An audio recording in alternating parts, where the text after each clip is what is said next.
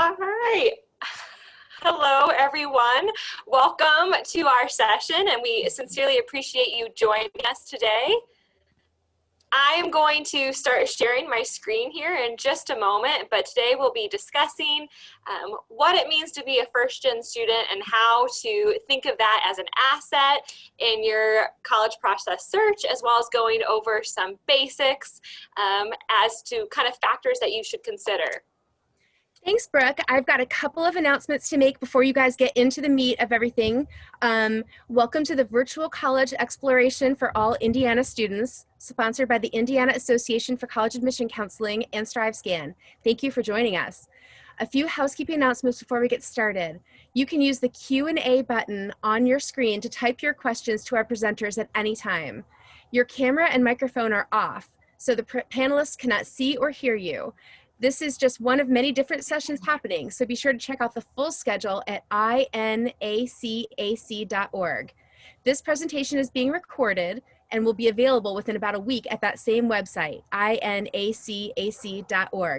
I'd now like to turn it over to our presenters. Since Brooke introduced herself, I'll go next. My name is Karini. I am one of the Senior Assistant Directors at the Office of Admissions, and I'm really excited to be here today. Thank you so much for having me. My name is Regina Atkins. I'm Associate Director with the Office of Admissions at Indiana State University. And like I said, my name is Brooke Hoosier. I'm the Associate Director of Admissions at Ball State University in Muncie, Indiana. And we do appreciate you joining us today, and we're excited to talk to you all about First Gen and how we can help. So we're going to jump in and answer just a few basic questions. And before we really get too far in, one thing we definitely want to address is how you should approach searching for a major and if you need to change your major, can you? And how our universities kind of look at that. So I'll get us started. A little bit kind of advice, I suppose, about choosing a major. First of all, I want to acknowledge you don't have to know initially. So if you're undecided, it's okay. Please take a deep breath. It's really hard to know what it is you want to do, maybe for a career when you're 17 or 18 years old. I'm speaking from kind of a personal lens. It's really hard to know what it is you want to do for a career when you're 32. So if you don't know now, it's okay. That being said, if you do know, more power to you. Ball State has 120 majors. You can look at all of our majors online and what type of curriculum and classes you'd be taking for any one of our majors to help you know what it would be like to be kind of like that student at Ball State. But again, if you don't know, we have a pathway called Exploratory Studies for students where you're working with our Career Center, so an advisor on helping you find that fit, as well as your academic advisor, somebody that's helping you find your courses. So again, tons of major options, but if you're exploratory studies, that's okay too. And I know that Indiana State and Purdue both have pathways like that too, if any one of you want to chime in too. You know, ours is actually also called Exploratory Studies. I didn't know if you knew that. But yeah, we do have an option for students to come in undecided through Exploratory Studies and just gauge their different academic options, right? I think one of the biggest pieces of advice that I can give students that are first generation that are, just embarking on this journey is to realize that it is totally okay to wonder, right? And to just explore different options and to feel things out. You don't have to commit to anything. It took me 2 years to declare my major. And even then, I majored in sociology, and now I'm doing college admissions, and I'm earning an MBA. That's my master's degree. So there's this sense of urgency that students feel sometimes that they have to do something, they have to pick something now. And life is fluid, right? Do what you're interested in at the moment and follow that flow. Eventually, if you make good decisions on top of good decisions on top of good decisions, you're going to end up somewhere that you really enjoy. So enjoy the journey. Life is fun. Absolutely. Our program at Indiana State is also called Exploratory Studies. So what do you know? We planned that. No, we didn't. But, I have to agree with both the ladies. Like, there's no need to be concerned if you are unsure.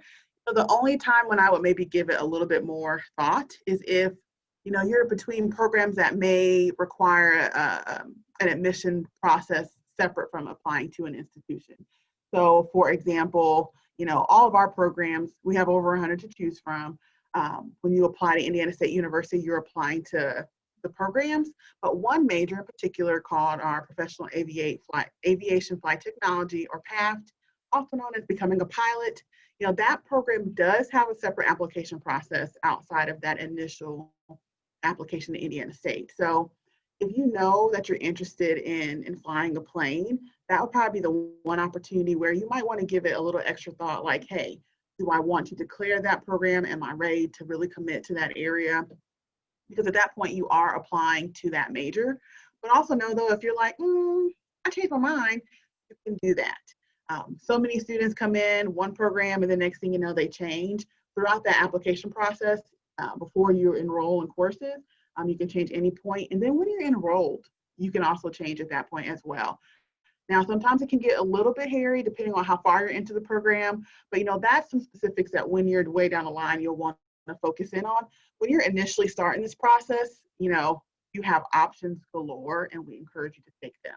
So feel free to make a decision, not to make a decision, to change that decision. You have that option. And on this same question and on the same topic, I have a question for you ladies. You know, sometimes first generation students have to communicate and relay this information to parents, and parents are like, well, I thought you went to college to just do this thing, right? What kind of advice would you all give to a student that's like, how do I explain to my parents that I'm going in an exploratory, or that I'm changing my mind, or that I'm figuring things out, you know? That's a good question. I would definitely say, for one, to, you know, sometimes parents do want to have that solid information. They want you to make, you know, good choices. And I think that's completely fine. But if you talk with them about the career options that could come out of different programs that you're looking at, I think that can provide some reassurance. Also, utilize the counselors, the reps at your institutions. You know, we do hear that often, and we tell families that, hey, if you come in, we still have all these general education requirements to focus in on. Don't feel like you have to commit to something, because you are still progressing to a degree.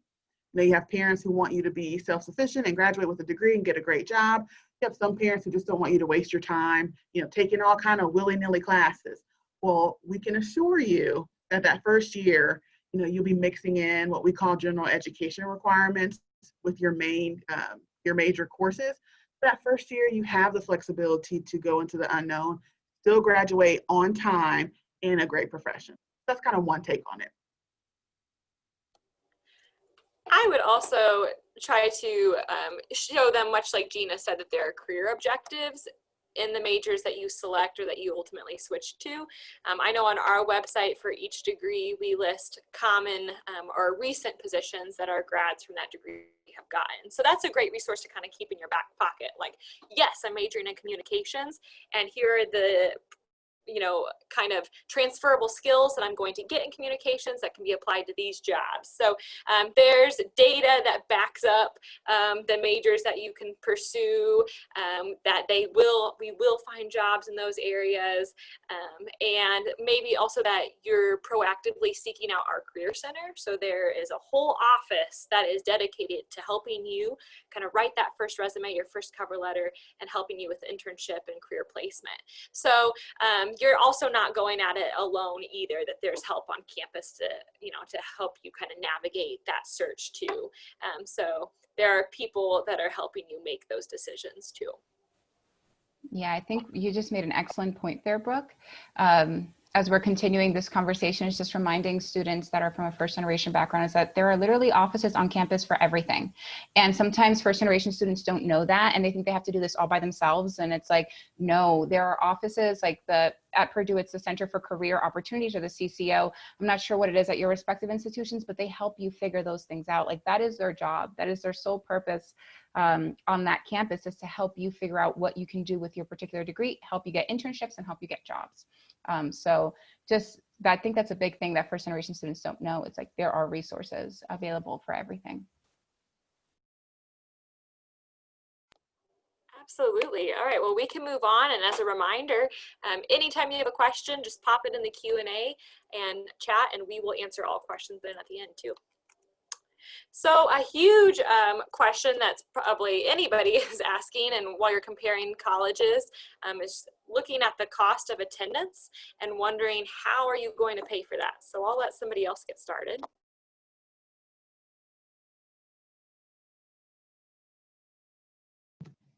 I'll be happy to start. So I think, first off, we want to encourage everyone while they're in high school to really, stick to your studies, focus in, because that work that you put in during high school is going to pay off when you come to college and what we call merit-based scholarships. And so, all institutions have some form of it. They award it based on how well you've done in high school. And so if you take that time to really put that effort in, that can really pay dividends for you in this scholarship or free money, money you do not have to pay back. For example, at Indiana State University, we will evaluate you for what we call admissions-based scholarships, right, when we look at your application when you first start the process. And so we will, in your admit packet, send you scholarship opportunities or scholarship offers that you don't have to do any separate applications for. It's because you did so well in high school, we're going to offer you this.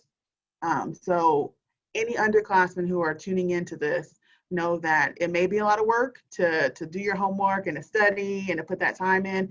It's so worth it. It'll pay off in the long run. So that's one way. But then another way too is that institutions will have other opportunities for students that maybe is based off of need. We have several need-based grants that are awarded to students who complete their FAFSA. That free application for federal student aid for any seniors on today, that is officially available for you to complete now. I think we're about 7 days in. So complete your FAFSA as soon as you can. That's a perfect way to receive not scholarship, but grant monies from local or from the state and the federal government. That's an opportunity for you there. So schools will award money based off of that.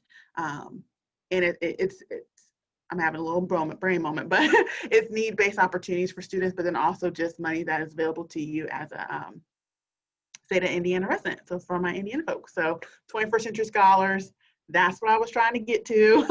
So for anyone who's a 21st Century Scholar student, we have a lot of opportunities for you within the state outside of that as well. But students just need to complete that free application for federal student aid. Yeah, I think Regina just mentioned some really key things there. So number one, keeping up those grades, keeping up those academics to be considered for scholarships. Different institutions have different types of scholarships with varying amounts. At a place like Purdue, we have university-wide merit-based scholarships, but then there are also collegiate scholarships for the specific college that you're applying into and have been accepted into. Federal assistance as well is really important, making sure you fill out that FAFSA. It goes live October 1st. You really should be working on that as soon as it goes live and submit it prior to the end of that year, because I strongly recommend having that FAFSA on file early, not waiting until the last second. The early bird gets the worm, as they say. And the last thing I will add is to research your institutions, right? So there are unique programs that different institutions may have, or programs that are across the state of Indiana, but maybe called something else at the institution that you're applying into. An excellent example is the 21st Century Scholars at Purdue. That's the Purdue Promise, right? So researching, what is the Purdue Promise? What does it entail? What does it pay for? What does it not pay for? Do I get additional funds for books? These kinds of things, right? And also doing research on unique opportunities at different institutions. We have, for example, the Back a Boiler program that we've named BAG, the acronym, right? That's a really great way for students whose parents make less than $70,000 a year to make a Purdue education, a Purdue degree affordable. And some unique options as well, for example, like our income share agreement, the ISA, BAG is the Boiler Affordability Grant. The Back a Boiler program is the income share agreement. So it kind of confused those, but those are unique things to Purdue where a student can actually receive funding and instead of paying interest and principal on a loan, for example, they can receive that funding and just pay the principal. And then after they graduate, a certain percentage of their income goes to paying that off, right? So there's a lot of unique and creative ways to pay for college pertinent to each institution, and just doing that research and communicating with the financial aid office, talking about those different options, I think are going to be really important for students. So much like Purdue and Indiana State, our incoming students do qualify for merit-based aid. Again, that's what we give to you based upon your academic success, and then financial aid, which is based off that information that's been on the FAFSA. But beyond that, I just have some kind of general advice as to how to cut down on the cost of college. One way that's really important is using your guidance counselor as a tool. There may be some scholarships within your hometown, your community that you could apply for. That can be applied to your cost of attendance at any school that it is that you end up selecting. From personal experience, I know that my guidance counselor was a wonderful asset to me, but I applied for, it was an Elks Club scholarship. I was in no way affiliated with the Elks Club. I really can't even tell you still what the Elks Club did, but I am eternally grateful to them because I had to write an essay, do a speech, and I was able to be awarded a scholarship that could be applied to any school of my choice. And that was a huge deal for my family. Additionally, at Ball State, our students can become, once they're upperclassmen, but it's called an RA, a residential assistant. It's kind of like a floor mom or dad, somebody that lives in the residence hall. But the university waives the room and board fee for students that do that job. So that is a huge thing. I mean, that's $10,000+ that's just gone off your bill by doing that position. So there are things like that that you can look for too, or even once you go to a college, continuing to look for academic scholarships that pertain to your major that you've selected. Because some academic colleges and majors, they're hesitant maybe to award money to incoming freshmen because, as we discussed, you can change your major. But they might say, okay, now you've been in our program for 2 years, you've reached a junior level status, and now you can qualify for an award. So continuing to keep your eyes out for scholarships that are specific to your major too, whatever school it is that you end up going to, can be really helpful.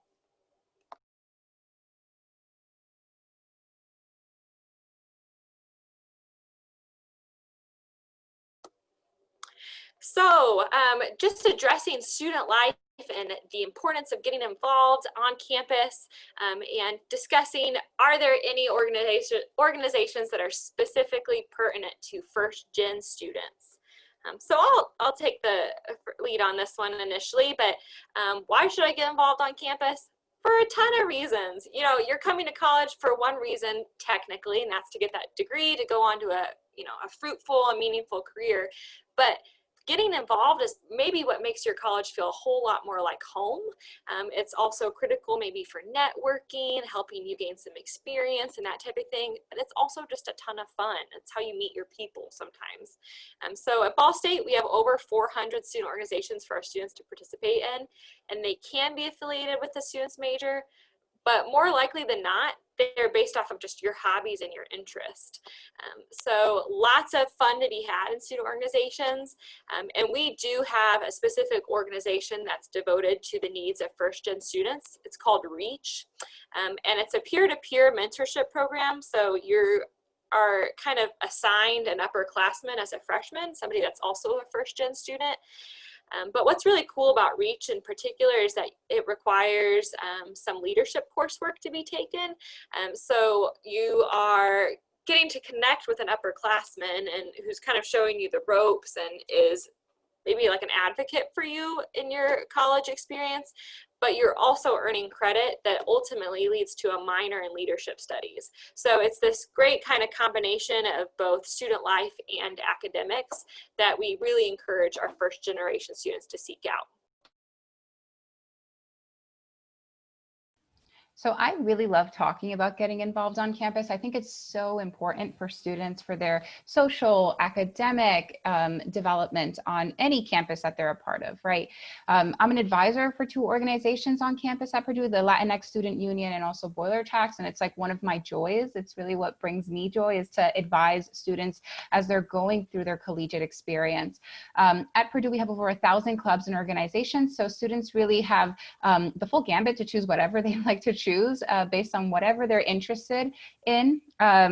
When it comes to first generation students specifically, I definitely would recommend organizations that fall underneath the jurisdiction of, for example, student success, such as Horizon. It's a really great way for students to meet one another, develop those mentor-mentee relationships that Brooke was just talking about when she was mentioning REACH at Ball State. So these are some of the things that I would recommend, but it is a great way to make a community, right? To meet and find your people and develop those strong ties. So I strongly recommend joining clubs and organizations. What about you, Regina? Oh, I agree with everything you both have said. And I thought I'd give maybe a little personal anecdote about, joining and meeting people. Now, my group of friends, I have a core set of 4 women that I've been hanging out with for forever. 3 of them I did go to high school with. So when we came to college, we all came to Indiana State. And when I tell you that we met my roommate at the time, which if I may encourage everyone who is looking at doing roommates, make sure you choose someone you don't know. That's what I did. And she is now number 4 of my 4, was at a quad of my best friends. And we all met here. We all were involved with our student union board, which is a programming board on campus that hosts events. I feel like most institutions have some version of that. And we were involved with that organization all 4 years. I eventually joined homecoming committee, was president of the union board for a little bit, but we all maintained some type of connection there. And our group of friends every single year grew and grew and grew. And yes, like Brooke said initially, you're going to college to get that degree. That is the biggest piece of the puzzle. But an equal important piece, maybe a little smaller, is your activities and what you do and how you get involved. When you hear folks who have this passion for their institutions, that pride, when Ball State folks are like chirp chirp, and they're like boiler up, Indiana State, we over here acting a hot mess. It's because we met some really great people here. We made some fabulous connections and they're lifelong friends. So we not only got the degree, but we made those connections there. So for me, getting involved is more than just, building your resume, because you'll hear students who are involved with a laundry list of events. I was one of those. I had a laundry list of things I was involved in, but the transferable skills that I pulled from it and those people that I met are still with me, and it enriched my collegiate experience so much for it. So involvement is key. It's how you connect. It's how you gain those extra skills and those friends. Karini, I have a question for you. Go for it. How would you alleviate the nerves of somebody that's maybe coming from a really small school and they're looking to go to a larger university, maybe one like Purdue, that has a lot of students, and they're just nervous about how to connect and kind of find their place?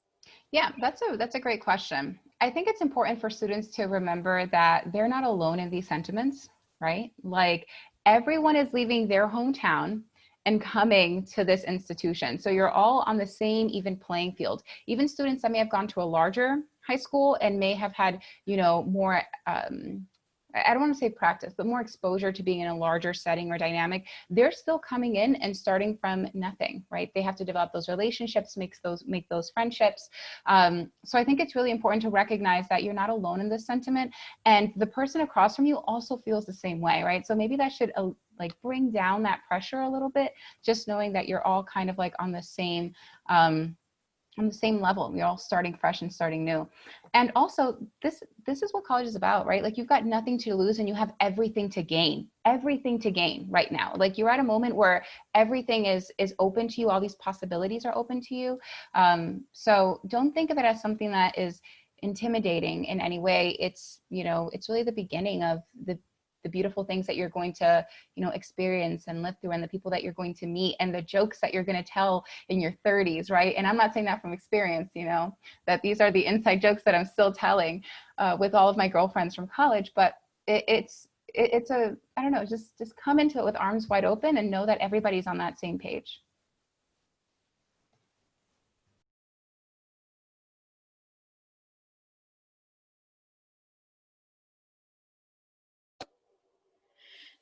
So when you're pursuing your college degree, you're going to have access to a lot of resources on campus. So we wanted to spend a few minutes addressing what those resources are.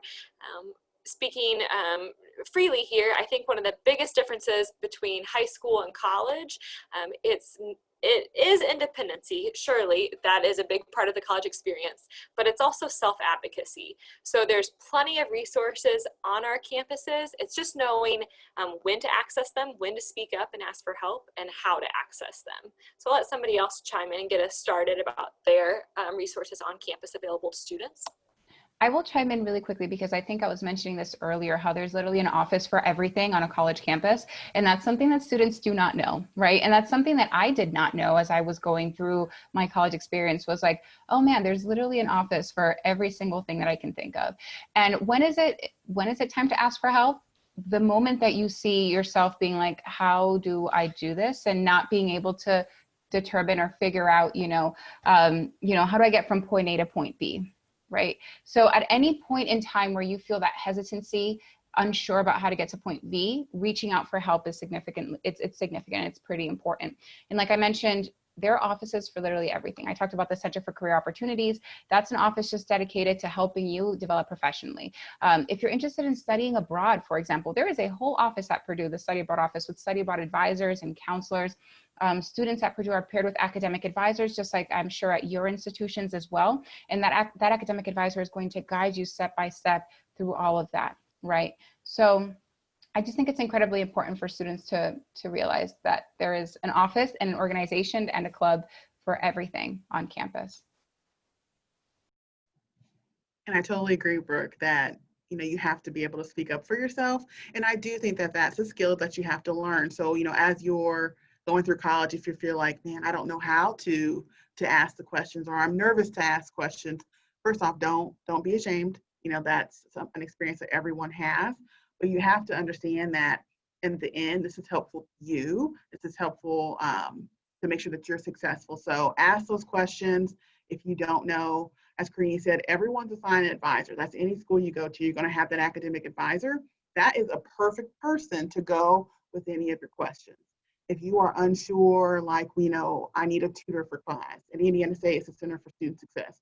That's where we're going to send you. But you may not know that when you first get here. So talk to your advisor and say, hey, where do I go to get a tutor? If you, to kind of keep on the same reign of academics, say you were in high school and you had an IEP or independent education plan, you want to continue that, you can do that in college. That's not something that you have to leave behind. At the end of the day, it's all about you and your success. So, ask. I'm fairly certain, if you haven't heard, I'm going to teach you a saying. It's called closed mouth, don't get fed. If you have a need for something, all you got to do is say, help me. And that's what we're here for. That is our whole job, is to make sure that you are successful from day one until the end when you graduate and you become an alumni for our institution. So ask for anything you possibly could need. And I would agree that there's plenty of academic resources to be found, whether that is tutoring at your learning center. There's also services like for counseling. If ever you're homesick, there's a counseling center on campus where that's free. There are plenty of services dedicated to the success of students. So just remembering that. I think one thing I learned in my college experience, initially, I was so intimidated by my faculty. The idea of going to an office hour, so that time that professors set aside to meet with students, dropping in was really intimidating, until I quickly realized that faculty get those PhDs knowing they're likely to work with 18 to 23-year-olds for a lifetime, and that a student that takes the initiative to go to that office hour is so, I think, heartwarming also to faculty. They want to get to know you. They want to work with students. That's why they pursued this field. So just remembering that there's all these offices, absolutely. But one of the very best resources you may have is actually your teacher themselves. So don't forget that they want to get to know you too. And if I can add one little tiny bit, I know that sometimes, especially for students that are just like getting on campus, it can be intimidating to not just reach out to faculty, but also to different departments. What about someone, that might be an advisor for a club or an organization, or someone that you've established a relationship with, like someone in admissions, for example? Having a point person that you're comfortable with to kind of help you branch out is super important, right? For my students in the Latinx Student Union, I give them my cell phone number. Like, they know if they need help, if they have any questions, they can feel free to call me. I can help them figure it out. I had a student that once called me because they got locked out of the room, and I was like, I'm not the person you should be calling, but here is who you should be calling, right? So just making sure that even if you're intimidated by the prospect, having a point person that you feel comfortable with to at least get you pointed in the right direction is extremely important. So yeah.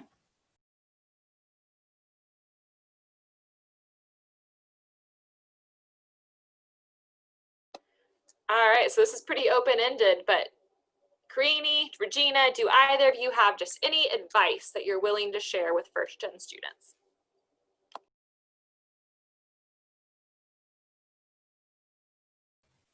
I think my advice would probably be I know that sometimes the journey can seem overwhelming and kind of intimidating, but really have fun with it. You know, you have such a unique moment in your life where you are getting this incredible opportunity to go off to college and meet new people, have new experiences, and do things that maybe your parents never even thought were possible for them. And now all these doors are open to you. So take that moment and rejoice in it. You know, just enjoy that ability to explore, you know, different parts of your life, different parts of the world, different experiences that you could have, the people that you can meet. I think that would be my advice, is to also focus on the enjoyment and the joy that comes with this journey. I'm going to add, because it's all perfect. It's beautiful. I totally agree with that. This is a fabulous time. But, you know, the reason why I'm in higher education and work at, you know, Indiana State, which is my alma mater, is because I know that the impact of education on individuals and their families. So I guess not to be intimidating, but understanding that what you're doing, being that first person in your family, to take that leap of faith, to give it a try, you should have so much pride in that decision. It's not easy. It won't be easy.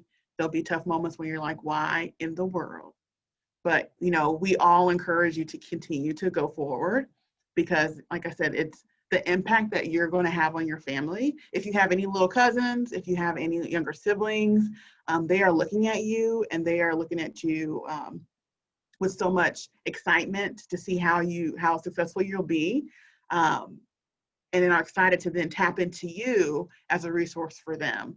So, you know, I'm in higher ed for that purpose, because I love seeing students who go through that experience, who experience those ups and downs, but at the end graduates with that degree and is so excited and gets that great job and has, you know, those experiences that they're prideful for.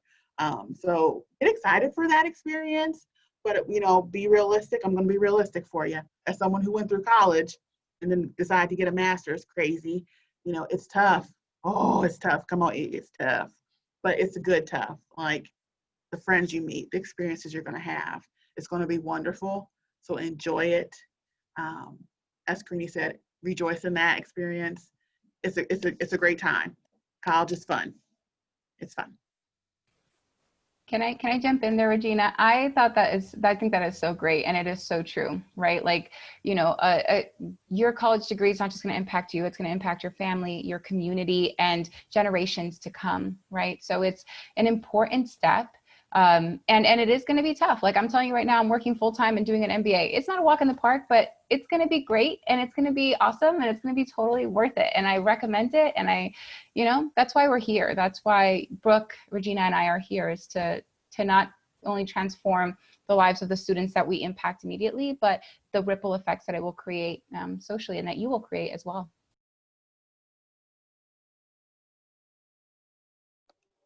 Absolutely, everything they said. And so I would just summarize it by saying, if you think of your status as a first-gen student as a bad thing, I just want to assure you that it's not. It's really a badge of honor. And at our campus, everyone that's a first-gen student, not just students, but faculty and staff, all have signs on our office doors that identify us as first-gen students, because that's something that we're proud to be, to have earned that degree, and then again to kind of spread that goodness in our communities and our families and the positive benefits of having earned a degree. So it is a wonderful thing to be, and we commend anybody that is taking that step towards higher education as a first-gen student, and acknowledging that it can be tough, but the results are just so fruitful and good. So yeah, that's about it.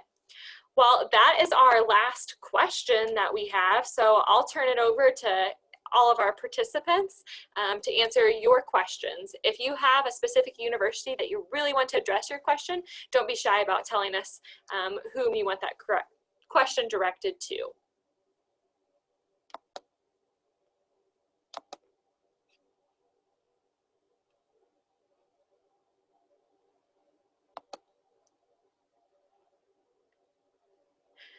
So at this time, it doesn't look like there's any questions, but I think we can probably generate some amongst ourselves.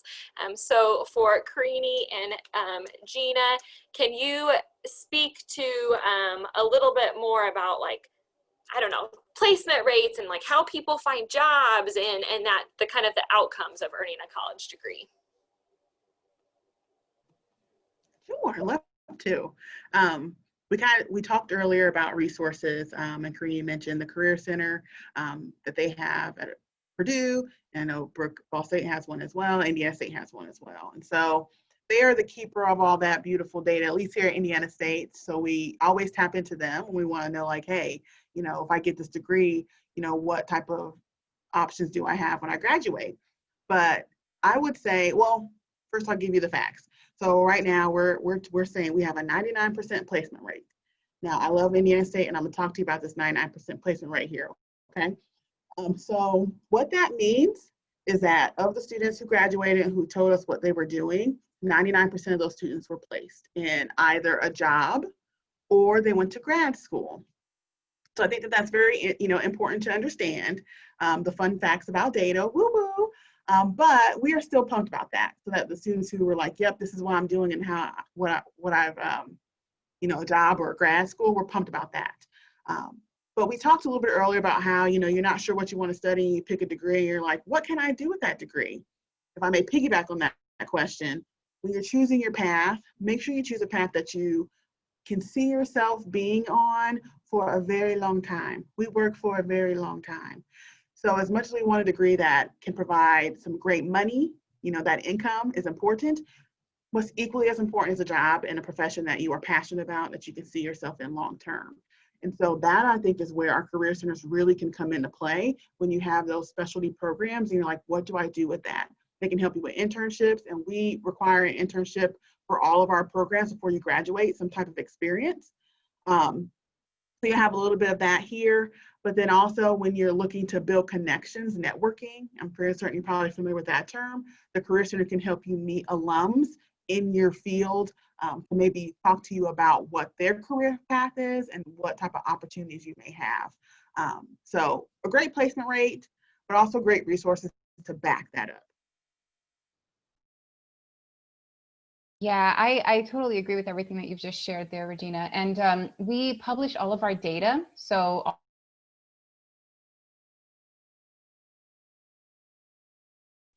I think she froze for a bit.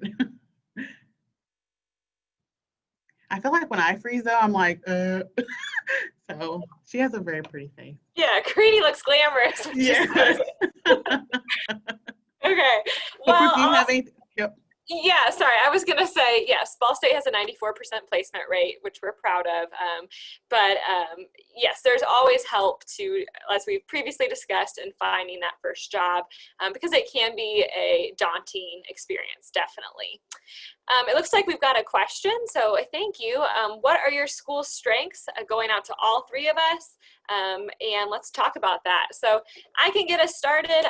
Ball State's strengths, one, I think, is just our size, and that's something that you kind of have to decide for yourself. Where do you envision yourself at? But our students will refer to Ball State as the Goldilocks campus of Indiana, because we're not too big at 22,000 students, but we're also not really tiny either. So you get the benefit of maybe having awesome, you know, performance halls and clinical spaces and labs, but we're not so large that you're having to wait till your sophomore or junior year to get that hands-on experience. So I think that's maybe one of our just natural advantages, is it's our size.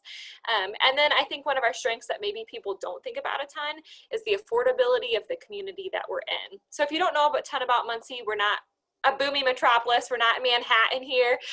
We are a little bit north of Indy with a population of about 70,000 students.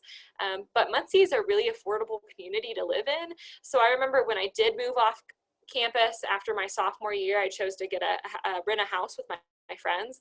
It was something that I could do without having to worry about like a lot of debt and that type of thing, because Muncie is such an affordable place to live. So that's definitely a perk. What about you, Gina? I would have to say that our strength, we have in our diversity, we have a very diverse institution, but I like to say diversity and all that it means to be diverse.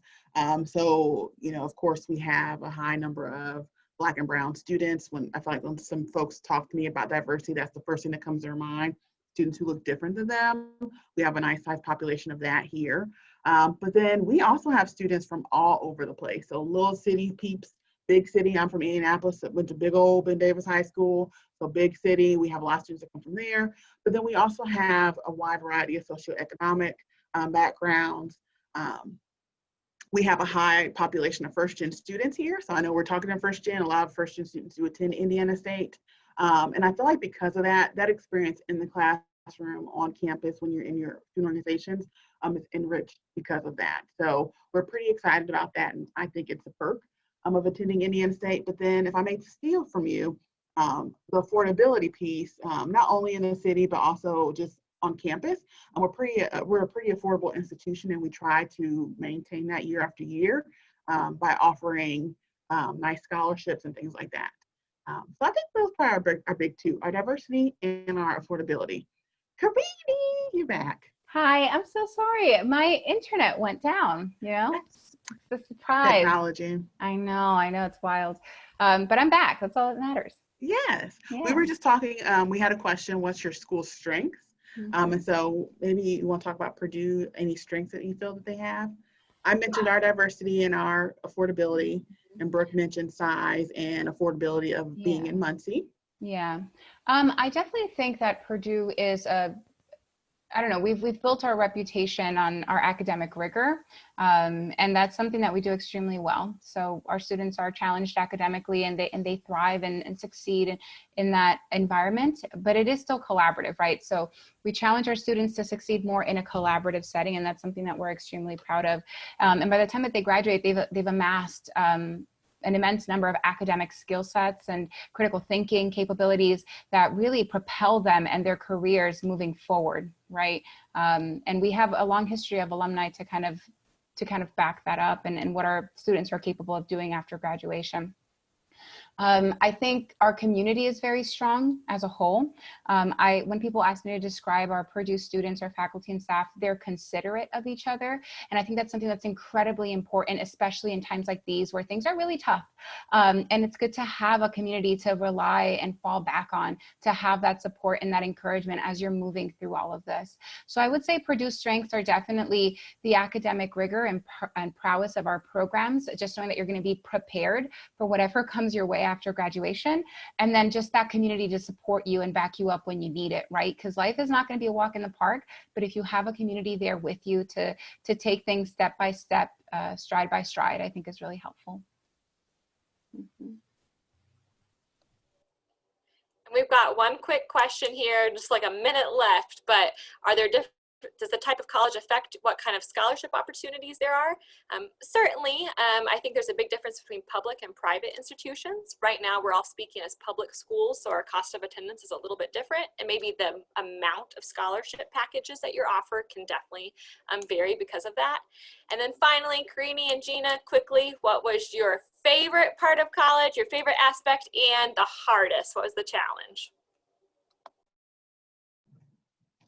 Favorite, I lived in residence hall all 4 years and I loved it. So living on campus is my favorite. The hardest part, okay, so when I was a senior, real quick, by the time I was senior in college, I was a professional at writing 10 to 20 page papers. Hardest part at senior year, writing a 1-page paper. Oh, that is so great, Regina. I can agree with that. That was definitely a challenge. My favorite part of my college experience was actually my study abroad experience. I studied abroad in Greece. So that was just an incredible opportunity that I don't think I would have had otherwise. I learned a little bit of Greek while I was there, but I have forgotten all of it. And all I can remember is how to say onion, which is kremoudia in Greek, which is not helpful at all. So I really loved my study abroad experience. I struggled with leaving it. I had made so many great friends and so many great memories. I lived in Peace and Social Justice House for 3 years, so immediately starting my sophomore year. And I just made some incredible friends, and I really struggled leaving them and letting go of those great relationships. Or not letting go, but not being with them all the time, right? Because when you're living with someone all the time, it's different. Now I have to like call my girlfriend who is in LA. You know, it's just a different thing, but yeah. Well, that wraps up our session. Thank you so much for everybody that attended or is checking it out online. We appreciate you being here today.